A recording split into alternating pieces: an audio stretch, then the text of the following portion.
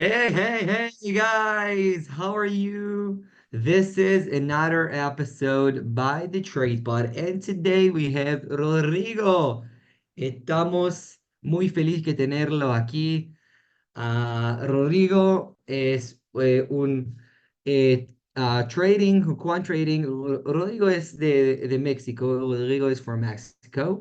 And la verdad es que, the truth is that we wanted to have a podcast with a quant engineer to understand how quants look at the markets in terms of how they approach the markets, how they build strategies, how they test strategies, how they utilize and how they do certain things. And today we're so excited and so grateful to have Rodrigo here on the Trade Pod. So Rodrigo, pleasure having you here. How are you today? Hi, Afik. Hi, Alan. Thank you for having me here. It's a pleasure. It's my first podcast, and thank you for your time and thank you for inviting me. One of the main sources Thank for you me for being learning. here. No, thank you for having me here. And yeah, I really love podcasts. One of the main sources I use for learning is podcasts. So having the opportunity to share knowledge from this type of source, it's great. So thank you for having me here. Great. Um, Well, first of all, it's our pleasure. And I would like by asking you the first question, why quant engineer? What is a quant engineer or quant trading or Quant trader, quant engineer, you name it, but why quant? Why look at the yeah, financial market and do it? yeah. Okay, so well, I'm going to give you a little bit background of mine to understand why I'm currently a quant and how do I approach to the market. So I studied actuarial sciences here in Mexico City. So it's mainly a career of mathematics, programming, and statistics.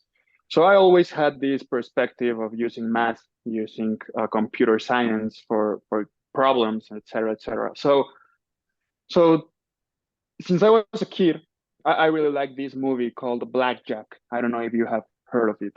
The Blackjack movie of these MIT students that go to play to Vegas and count cards, and they have a lot of money. Very curious. Since I was a kid, I was really attracted to that way of of deploying mathematics, that analytically way for mathematics. And it is interesting because this movie was my favorite movie for almost all my life. And yeah, it was my favorite movie since I was 12.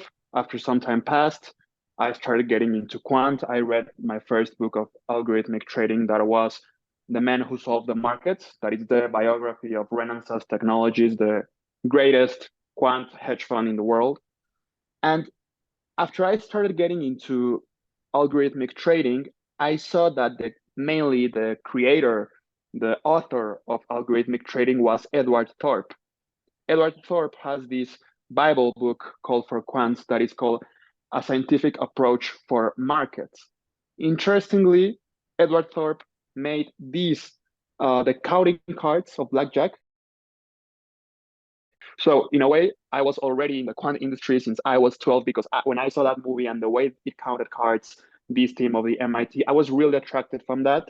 And after a time, I So realized, yeah, you tried you're saying to me is that you watched the movie back then when you was 12, and from that movie you had the understanding they wanted to become a quant engineer by looking at at the magician that solves a cards problem. yeah. It was a counting problem, and I get a little bit into counting cards when I was a little kid, but nothing happened. Then I left everything. I continued my studies. I grew up. I entered the university, and then I got into algorithmic trading. And then I saw that the main author of algorithmic trading was the same person that made the counting cards, that created these counting cards. So in a way, I was already attached to Edward Thorp since I was 12 years old. So I think that's really interesting because when I realized he was the author of the Bible Quants book, that is uh, a scientific approach to the stock market, I realized, hey, this is the guy that developed the counting cards, and this is the guy that developed quant trading in general. So I was like, wow, I have been I have been following these guys since more than 10 years without knowing. So yeah, that's a little bit something interest. But yeah, so it really attracted me because I had all these capacities. I had this capacity for statistics, for computer programming and mathematics and analyzing data. So after reading this book of Jim Simons, I said, hey, I have these abilities, these same abilities. I might not have all the knowledge of these guys, but I do have the basics. So from there, I started reading more books, a lot of books. I started getting a lot into Udemy courses. I really, really recommend getting into, if you want to get in a field or especially in quant trading, look for Udemy courses, Coursera courses for the start. After getting to more books, more podcasts, research papers, etc., etc. But What resources do you recommend the most? Like if I want to break into the quant engineering industry. By the way, there is an incredible YouTube channel called the Coding Jesus. He's an Israeli guy, a great Israeli guy, and he explains to the worldwide how to break into the industry. But in your perspective, how would you suggest me if I would like to break into the quantum engineering space? What resources should I have, and what should I learn in order to get greater each and every single time I finish a learning material?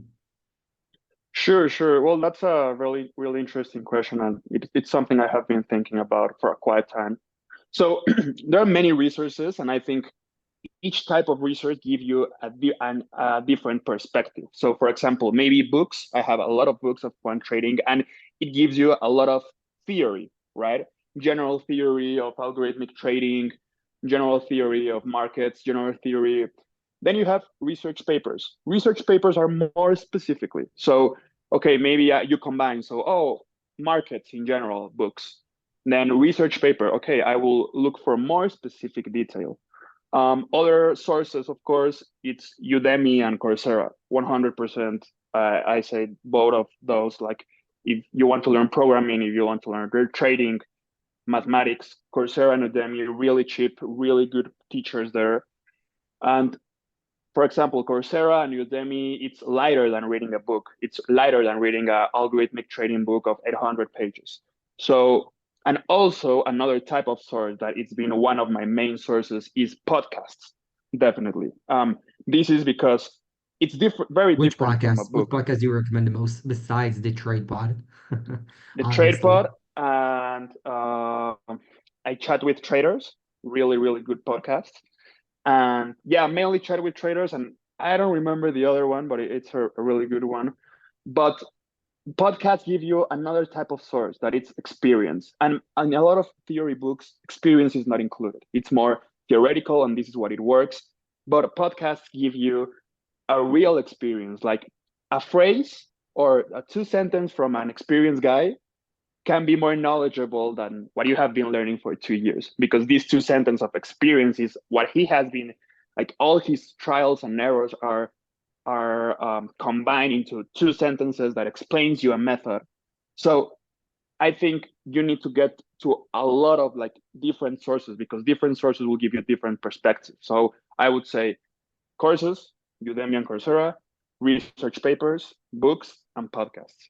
These four will give you different Incredible. perspectives, and it will give you a wide perspective of what is going. From one part, you're getting theory, from one part, you're getting more practical, from one part, you're getting mentoring from experienced traders. So it's a combination of those. But yeah, the first step, I would say, with online courses, YouTube courses, and start slow with it. Incredible. Because you're having such a rich excitement for quant trading, in particular, and of course trading, I would like to take that conversation into a place that we will talk about how to build an alpha.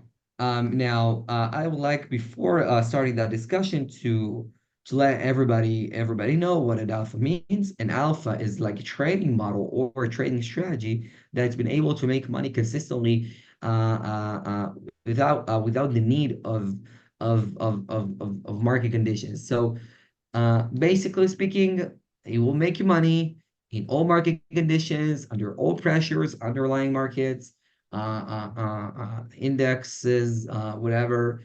You can develop an alpha on each every single instrument that has been trading out of there. But there is a process. There is a process to create an alpha. There is a creation that you need to pass. Like there is an evaluation from ideation to like having a much more context knowledge about the assets that you think might work in this one, and then you start coding and you start adding the features and so on and so forth. So I would like to hear from you, Rodrigo, de qué estamos hablando. Eh, what are we talking here? What do we Sure. need to build an alpha? Sure, Afek. So I want to go to the main root of this. So just to get a little bit of context in general to obtaining alpha. So I think the first step is to know which time we are currently now. Historically, talking about algorithmic trading. So for the first step for you to develop alpha, you need to know what has been already solved in the past and which are the current problems of quant trading right now. So I think historical context in the quant trading, it's really important because you know who created this, why they created this. I will talk a little bit about this. So everything started with Louis Bachelier in the 1900s. This guy that really liked chemistry and Brownian motion, he saw and he was a chemistry, but also he was liked a lot of trading. So he was plotting this Brownian motion that is a stochastic process movement, and he saw, hey, I can plot this in a time series of a stock of a stock, and I can model it. That is the first time that mathematics process, scientific process, is applied to the stock. Then, so I'm it's just important. amazed. I'm just amazed by how knowledgeable you are about quant trading in particular. Like you know the entire history, and you know that defines somebody who works in the industry and somebody that will actually succeed in the industry. So, Rodrigo, you got it, mate. You got it. Thank you. No, Thanks. I won't stop you. I won't stop you. I just want to hear, how do we establish an alpha?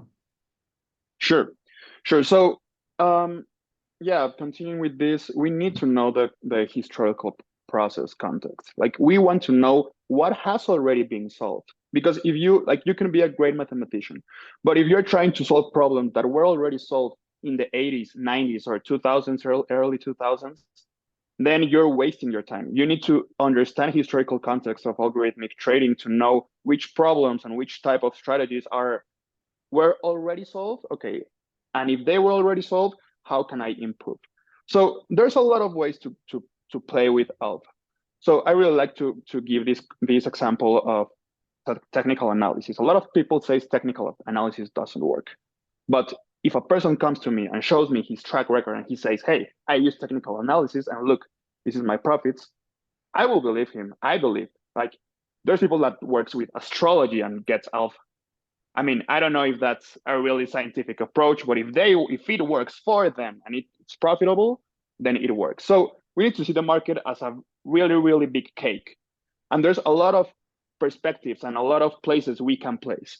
So first, to build an alpha, I think there are a million ways to build an alpha. But we need to get specified, and we need to get really direct in which type of alpha are we playing. Are we playing a more statistics game? Are we playing a more macroeconomic level game? Are we playing more high frequency trading game?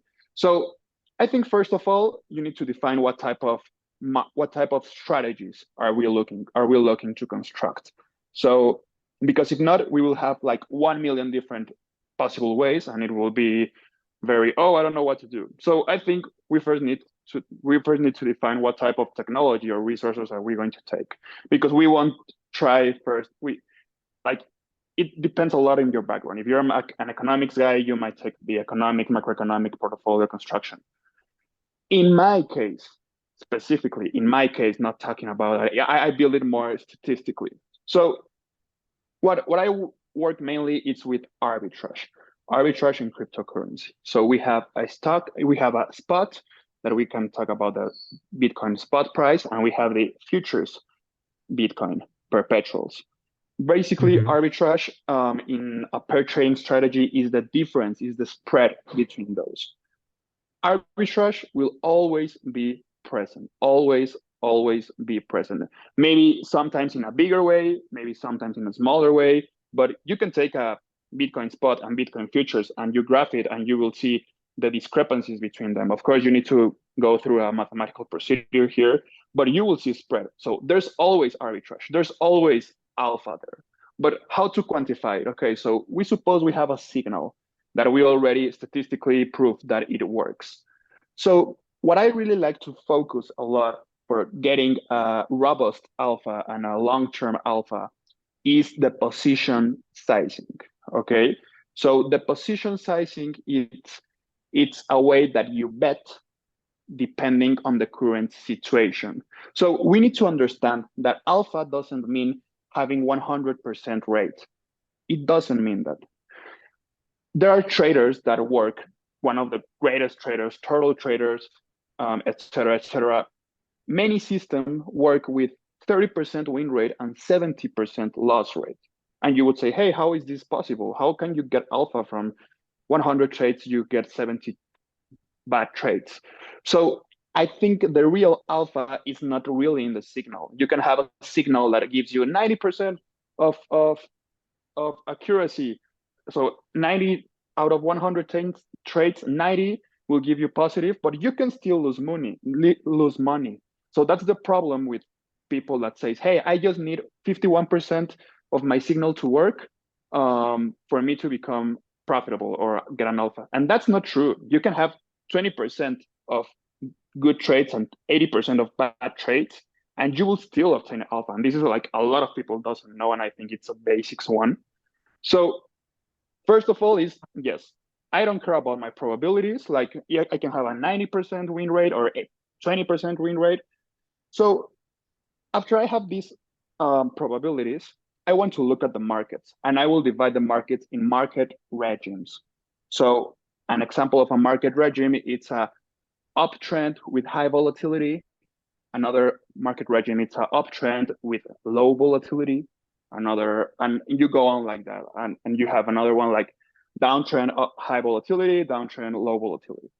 So as we analyze and we know our game, okay, I know 20% of my trades are profitable, but in which market regimes is it really working? Because that's the first step. Like you see, like you have 3 years of data and you're like, okay, 20%, but I don't know where. I thought it won't be dependent on the market regimes. Honestly, I thought that it will be dependent on how you manage your risk. Because let me ask you a question, and I'll Sure. ask straightforward. Um, what do you care about the market regime? As long as you maintain a competitive and comprehensive risk management plan. Because as long as you have a risk management plan, you do not care about, yeah, of course you care about market regimes. But once you look at the P&L overall after 3 years, and you backtest your trading strategy, and you ask yourself, all right, so what's the actual dependency of a market regime? Because I see that in any market regime, under any pressure, I am able to make money. Yeah, under market regime X, I make most money, but I'm under market regime Y, I make less amount of money. But as long as I know how to manage my risk, I am able to make money. So why is market regimes is a number one priority when it comes to quant trading, and especially establishing an alpha? Okay. Yeah. So we need to assume that our strategy won't always work. Like there's not a perfect trading strategy that will Of always course, work. by the way, disclaimer, you guys, we won't promise you any kind of success here in this podcast. This is a theoretical approach that Rodrigo takes into consideration before he builds an alpha. You can take it, but we do not promise any success with any strategy. You need to backtest it, and you need to look to utilize it on demo. And after you see great results, then move to live money. Again, this is not a disclaimer. This is just a suggestion. Enjoy your time listening to Rodrigo. Continue on, please. Thank you, Afek. So your strategy won't work always, but you must define where your strategy works and when it doesn't. If you don't know when your strategy works and when it doesn't, then you are a little bit in problems. Like, because if not, if you can't find where your strategy works, in which type of market regimes your strategy works, then it might be a random alpha. You might not be understanding if it's actually a random alpha or it's a robust alpha. So besides any type of market regime, like, you must understand in which type of scenarios your strategy doesn't work. Because if you're trading and you're like, you as a trader, and you start seeing your trading strategy goes down, okay, if I know my strategy, I say, oh, okay, so the current situation might be doing that, but I know that my risk management will be adapted to this scenario that in general my strategy doesn't work. So yeah, no problem, my strategy can go down, but I know why it is going down. Generally, this is not like you will always know. Of course, markets are random and there are not a lot of answers, but you need to know first when your strategy is supposed to work and when your strategy is not supposed to work. So as I told you, in 100 scenarios, 20 scenarios, it works. Okay, I need to identify really good where it works. Of course, you won't identify and have the clear picture because markets are super random, fat tail, etc. So how do you But you, visualize? So how do you visualize, Rodrigo? Sorry for the interruption because we no got a problem, no really problem. interesting conversation here. This is way practical than I thought it would be, honestly. So actually speaking, let's take 100 scenarios. All right. So each scenario demonstrates, I don't know, a market condition. All right. Yeah. Let's go for a market condition. All right. So yeah, guys, each scenario demonstrates a market condition, a different market condition, of course. So hypothetically speaking, that the strategy works under 20% of those 100 scenarios, which is 20 market scenarios that the strategy might work well. The other, there is like I don't know, a more analytical approach to look at what scenario might work for you better. But looking at 20 market scenarios will enable you to to benefit with an understanding of how the strategy will work or not. Yeah. Okay. So after we already identify in which I'm scenario, making it difficult, mate. I'm just making no problem. No problem. Please, with the I want to questions. make value, brother. Yes, yes. So suppose we already have these 20% identified conditions and this 80%, we are not really identified with it, but we know it doesn't work. So here comes the game of the position sizing, of gambling, computer gambling, okay?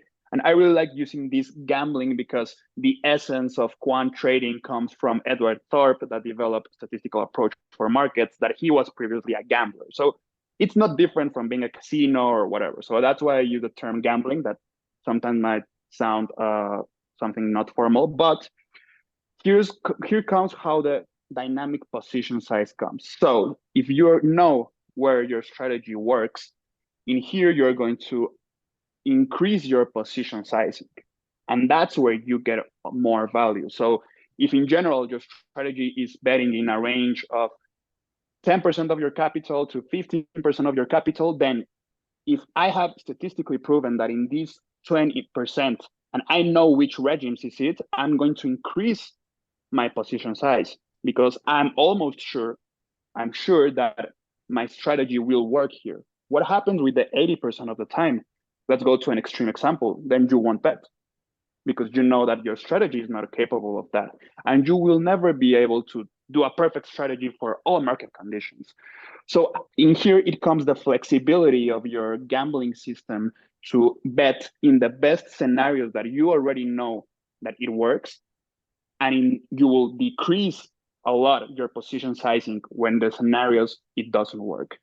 So doing this, you might have a long-term edge.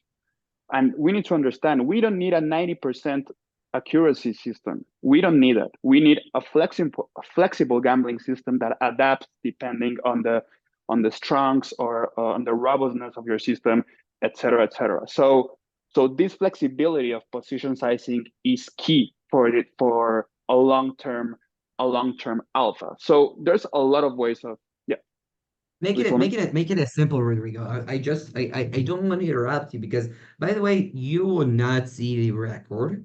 You will see the audio as usual. So Rodrigo here is talking like an artist that talks about his art. And I really like it, how he thinks and how he creates. So that's really fascinates me. So I would like to outline what you have just said in one sentence and fix me if I'm wrong. I may be wrong. I want you to fix me.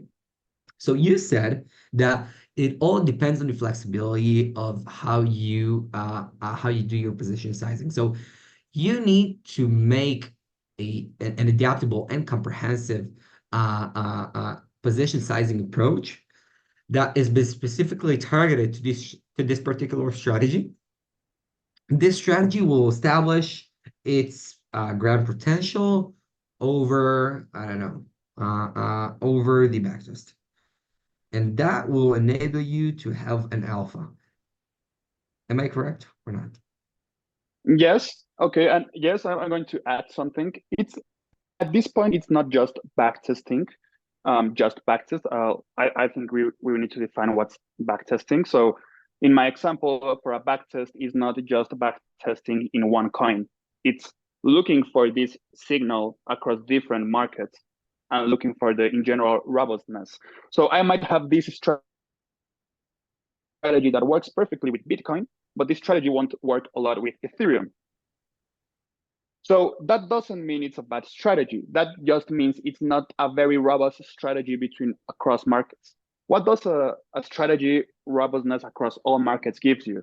It gives you a higher probability of maintaining that signal for a longer time, because your strategy in Bitcoin might be working for just right now for a couple of years. But if you have a signal that is robust across many different markets, that the probability of maintaining high and having an edge is higher. So also in backtesting, so it's not, well, in my perspective, it's not just backtesting in one coin. It's checking your strategy robustness across many different coins or markets, even markets. Like if you have a really Rodrigo, speaking about diversification here, I would like to stop you and to ask you a particular question. sure. Speaking of diversification, will you be able to take your signal that's been generated on the Bitcoin and to move it to Ethereum and to move it to other crypto assets, if it's a perpetual contract or not, it doesn't really matter. But speaking of diversification in other markets, you need a correlation. Like in the professional speaking, that term called coefficient. How an instrument, let's hypothetically say Bitcoin is being correlative, which if it has I don't know a positive correlation to another asset, which is coefficiency is a positive coefficiency 0.60, 0.70, as higher as the number is, the more correlated the assets are. And if the coefficient is minus 0.50 minus 0.40 and minus 0.50, as long as it goes down to minus 0.90, the lowest the correlation is. So I will ask you, if I'm betting on arbitrage prices and I go for an alpha in that space, and I have a clever risk management system and a clever position sizing system, that I've been able to make a significant amount of money out of the Bitcoin. And will I be able to take it onto another instrument? And what are the difficulties in taking it to another instrument? And basically to diminish your potential, your actual potential within another instrument. That has been way correlated or way discorrelated to the asset that you're trading in that particular sense, the Bitcoin. But it could be NQ, ES, Forex, futures, stocks, options, whatever you name it. It could be anything, but you need to find a correlated instrument. As long as you find a correlated instrument, my question is how long your alpha will sustain. So sorry, just to get clear about the question. So if I find a correlation between my strategy of Bitcoin and there's Mhm. another coin that is highly correlated. it will be replicable my Speaking strategy to speaking about NQ and ES, all right, or euro dollar and euro and pound dollar. Speaking about those instruments, they highly correlated to each other. If you a normal guy will say to you that it's being the normal I don't know it's like the normal movement, like it's like the same, they're like twins. So if a signal on the NQ might be a good entry signal on the ES, conversely ES to NQ doesn't really matter.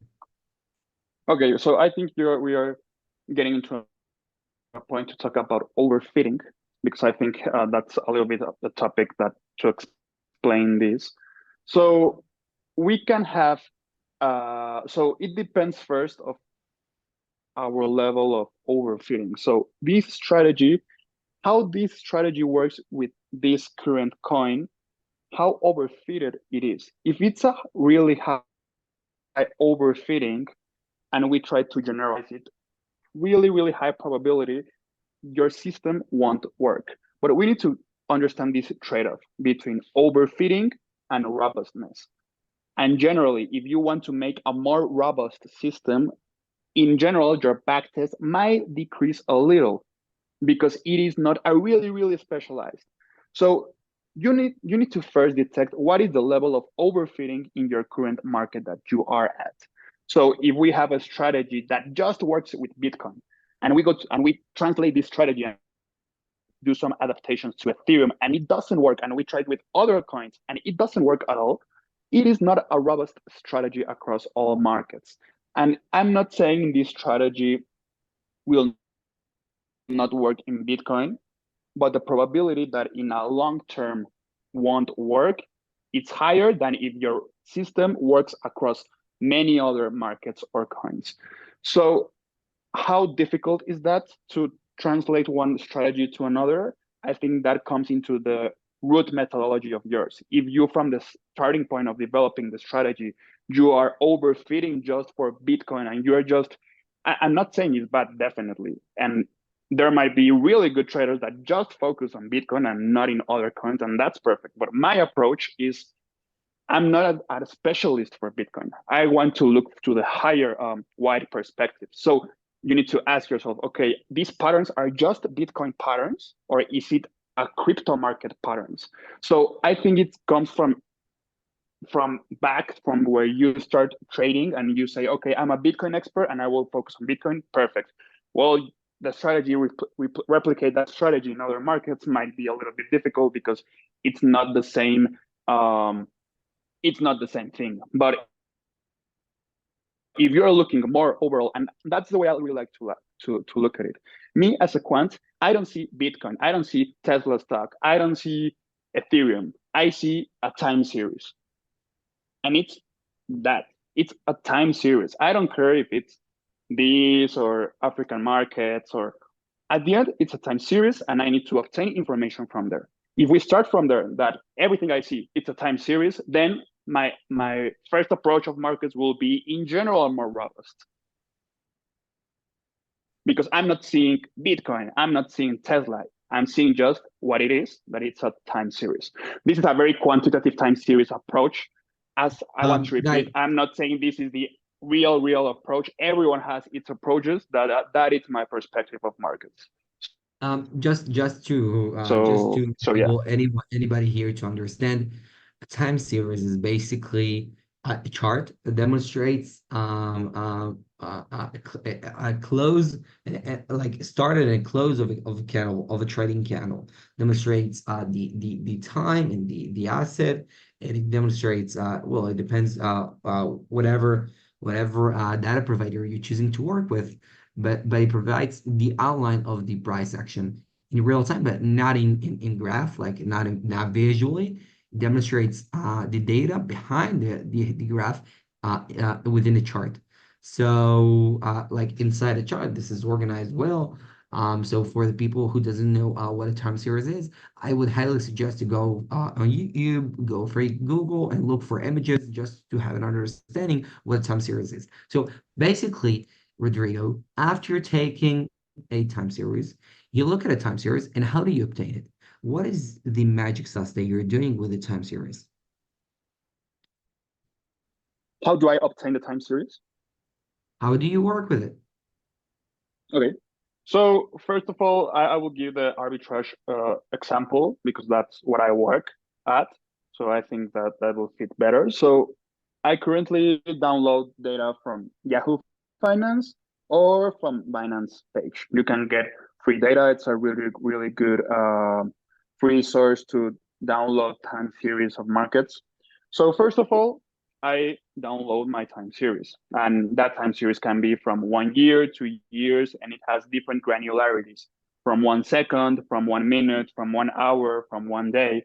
So first of all, so you need to start getting this question. So okay, how frequent I want to trade? If I really want to trade 50 times per day, then I can't use a 1 hour data time series. So every hour it gives you data, or you download this data every hour.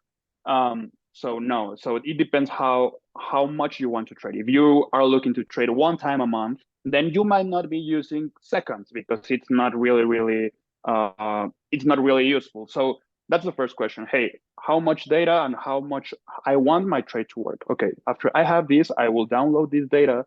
I will recommend to download not just one type of coin, if not analyze a lot of coins, 10 coins, most liquid coins.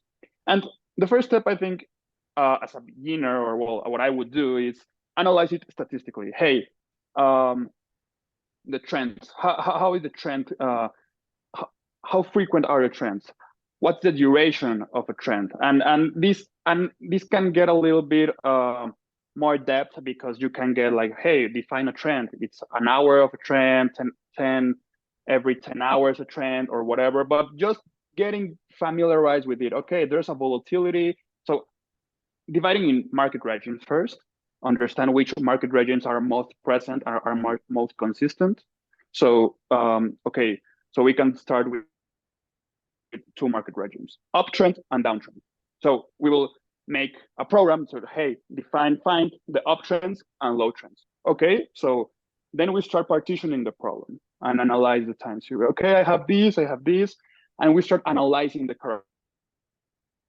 characteristics of this. So you can get more and divide it in more, but just let's make it simple, an uptrend and downtrend. Okay, so I want to see how it behaves in an uptrend, how Bitcoin or crypto generally behaves in an uptrend. So okay, I see that in crypto markets, the uptrends have lower volatility than the downtrends of crypto. Okay, so you start getting hypotheses and you start to prove those hypotheses. Okay, what was the volatility in this uptrend? You just use a coding or platform to obtain the volatility. Okay, so with higher volatility, when downtrend, there's higher volatility than in uptrend. Okay, so I have this information. Okay, so now let's talk about maybe a more mathematical details, like, hey, how tail risk or how fat tails. So fat tails, it's how unpredictable the market will behave.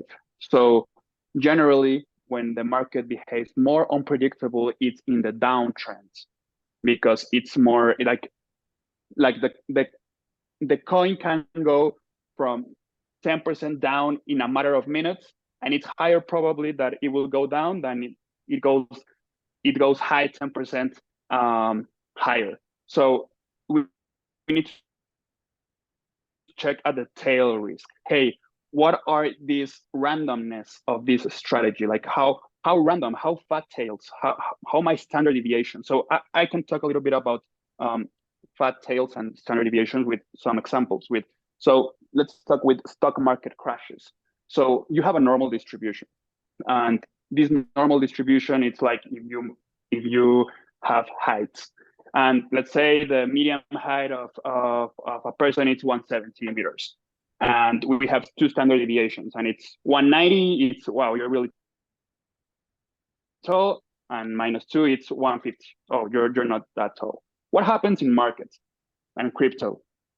In markets, you have really large deviations. So if we want to give an example, if we would behave as a crypto market, people height, then there would be a person of 3 centimeters, and there would would be a person of 10 meters. So that's a really good example of how to explain the unpredictability of markets. So we want to find how unpredictable is this. So height, it's really predictable. There's no persons of 10 meters or 3 centimeters. But in markets and in crypto markets, there are those type of phenomena. So we need to understand these phenomena. And I mean, that's like a really small example of how to start approaching the time series. And then in my case, specifically arbitrage. So I have 2 time series of spot and perpetuals. I analyze them both, how they behave, and then I can obtain a simple difference of them. Because in theory, the perpetual is constant from the spot. So we have these 2 time series. One is the futures one and one is the current one. And we apply some mathematical formulas and we develop a spread. So these mathematical formulas might be more technical, but it's basically we want to see with the discrepancies between both, because the perpetual one is a function created from the spot one. So we apply a formula that makes it equivalent. And after we make it equivalent, we will see the discrepancy. So for example, let's say Visa and MasterCard. Visa and MasterCard, they behave really, really alike almost all the time. So when one goes up and one goes down and they have really high correlation, we eventually know they will come back. And we can plot this and we can find where these spreads are. So after we already have your spread, so we already have analyzed this data, we will start constructing our gambling system. I like to call it gambling system, our position sizing system, because the plots are there. The alpha is there. You can play and you will see, hey, here's the discrepancy, here's the discrepancy. And that's where you start making the gambling system. And how do you create your gambling system? There are many different ways to create it, but it needs to be as flexible as possible, detecting where it works and where it doesn't. Sounds incredible. So you have just outlined everything about, like, not everything, but you have just outlined everything possible, like in practice, to build a strategy that will be able to win under rotations in the market, because there is no premise here. I would like to ask you, Rodrigo, but in general, after speaking and after giving your theoretical approach on the markets, make it simple. What are the steps in order to build an alpha? Like in one sentence, level 1, level 2, level 3, level 4. So I would like to be a lot more clever than I am right now, and I would like to know, how do you tackle the problem? Sure. So first, we want to know which type of strategy we're going to do: macroeconomics, quantitative, etc., etc. We need to define that scope first. Second, we need the data that we'll be using. Like, we don't have any hypothesis, but we need data. I need data, any type of data. If you're a macroeconomic, you might be downloading financial statements. If you are high frequency, you might download this. Okay. I have this data. I start doing this statistics and analysis of the behavior of this data. So first step, choose one sector. Second step, download data. Third step, analyze the data. So analyze is really general, because I don't know how to analyze a financial statement, but I know how to analyze it in a statistical form. So analyze it in the current perspective that you want, but in general, you need statistics. Hey, this is happening in overall. From those statistics, you see like, hey, I see there is a pattern that repeats here. Every January, this happens, or every something, it happens. So you need to start hypotheses from the analysis you make. Those hypotheses are correct?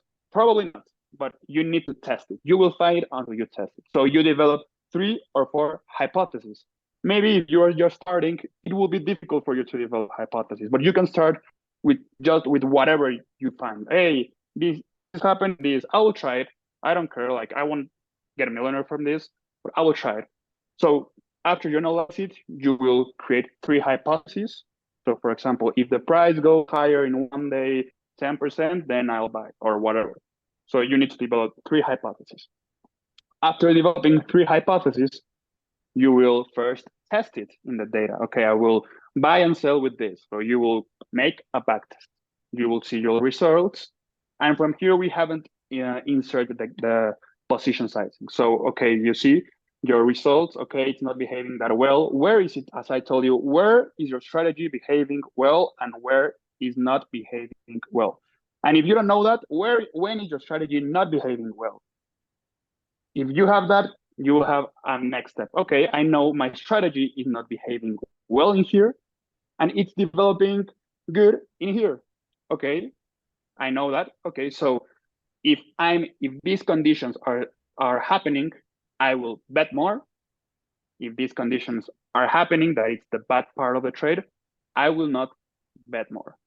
And you will start doing that every single time for any type of hypothesis, and you will start a lot of getting to a small intermediate process from everything I said, and you will start creating your own system of perfectioning trial and error, perfectioning trial and error. So I would say that it's mainly in general that after you already have a very robust strategy, you can deploy it live. So I think that's my opinion of how to develop an alpha and how to get into obtaining an alpha. So yeah. Wow. I do want to dig dive into what you have just said. And I would like to ask you. You have started by level one, which is understanding what type of trader you would like to be. Then you thought about the asset itself. Then you thought about a way to establish your idea. You are looking for an hypothesis that has been related to the asset that you selected in order to have an idea. Like you have an hypothesis, and based on the hypothesis, you need to build an idea. That's, I think, the most crucial point that most of the people might fail. And after having the hypothesis, you start building the strategy, each and every single step. Now, in order to build a sustainable strategy, you need to realize what indicators you will use necessarily, of course. I'm not just speaking about technical indicators. They might be highly irrelevant to your hypothesis and your trading idea. But after discovering all of those, you would like to know what is the stats? What are the statistics of this strategy?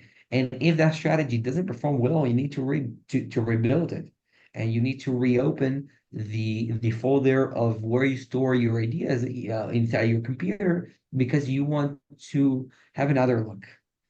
And so what I'm saying here, that was an intro to the question basically. After, let's hypothetically say that my hypothesis wasn't right, right? I have looked at the data, I scroll down, and I want to know how it works, but it doesn't really work, all right? That hypothesis is a complete failure. What do I do then? I I look for another hypothesis, and then I build a strategy because every hypothesis got to be tackled by a different approach. So what is your suggestion to this point? What do I need to do? Do I need to change the asset? Do I need to remain with the hypothesis? And I don't know, think about another market that hypothesis might be a good fit, or changing an hypothesis and remaining with the same asset. Sure. And what do you do Okay, after so after the decision? okay, so mm, specifically, I will answer you of how I deal with this problem. So what happens if a hypothesis that I work with is not working correctly? So if I currently have a hypothesis that is not currently working good, it doesn't mean your strategy is not working. So for example, I want to, yeah, so this is a really interesting topic. So I will give an example of how how we can make some tests for verifying your hypothesis is wrong. So suppose we have a simple Bollinger Band strategy, or let's say we have, Bollinger Band strategy. If your price goes up from Let's make it simple. Let's make it simple. Let's just not use the Jefferson index that only the highest level of traders in the world use it. Let's use Bollinger Band. So I have a Bollinger Band strategy. Is it an intraday or a swing? Mid range, short range? a swing mean reversion range. Min Yeah, relation range. All right. And in what time frame do we trade? Is it a thing that we let's need say to put down before we plan the strategy? Because we need to obtain and we need to look at the time series. And once you play with the once you play with the time frame, you need to be aware that that the occasion that you will see on the 15 time frame might be slightly different than those that we have on the 4 hours. So that's a question, and we need to tackle it right away. Okay, so we have this wrong strategy that is not working. So first, I would like to know in which type of markets did you try it? Did you already try it with just one type of just one coin, or you tested across all markets? So if we see a consistent strategy that is not performing well across 100 coins, okay, I would suggest that's a step that I would say, okay, then your strategy might not work. And let's not say 100. Let's test it in 10 coins. So if the strategy is consistently performing bad across these 10 coins, I would suggest it might not be a good strategy. It is not just being overfitted to the Bitcoin. And we also need to consider the time range we are using. If we are using 6 months just for testing, it might not be just really useful. We need a long time. We need a lot of large numbers. We need a lot of trades. So for finding out if a system works, we need a very, very high quantity of trades, because maybe the first part, because there's a lot of called in the algorithmic trading and in trading in general that it's when you start trading and it starts going good with you and you don't know what are you doing, but it's going good and it's just 30 trades. But yes, the law of large numbers will tell you how good your strategy is first. Then, are you trying this strategy across different markets or different coins? Is it consistently bad? Okay, we can go further from steps, but for making it simple, I would just test it 4 or 5 years your strategy, test it in different markets, and if you see a consistently bad trading, then I would suggest to go back to the hypothesis. But if we say like, hey, 50% of the time it's working not that bad and 50% is working bad, then we can get up, then we can perfection our hypothesis. And then we might add something, another small rule. We don't want a lot of rules in our hypothesis, but we can start trial and error. But yeah, so if a strategy doesn't work, it means that you have tested in a long time and you have tested across markets and it's consistently going bad. I think that's a signal that the strategy is not good. So you need to go back, redefine your plan. Okay, if it's consistently doing bad, what happens if I do it inverse? So instead of buying or selling, like this is experiment a lot. So if you see it's constantly going bad, maybe, hey, why not, instead of when it's supposed to buy, let's supposed to sell? What happens? I don't know. That's not something a professional will tell you, but you need to try. There's no holy grail. There's no There's no secret correct sauce. answer. Yeah, there's no secret sauce. So yeah, I got it. in I general. got it. So, actually, I do want to ask you one last thing before we go. Um, in terms of trading, in general, manual trading, when I would like to ask you a question, and I want you to clarify my understanding for it, all right? Let's hypothetically say that I want to use quant trading or algo trading in order to understand how to trade my strategy manually, All right. So let's hypothetically say that I would like to write down a trading strategy in code. All right.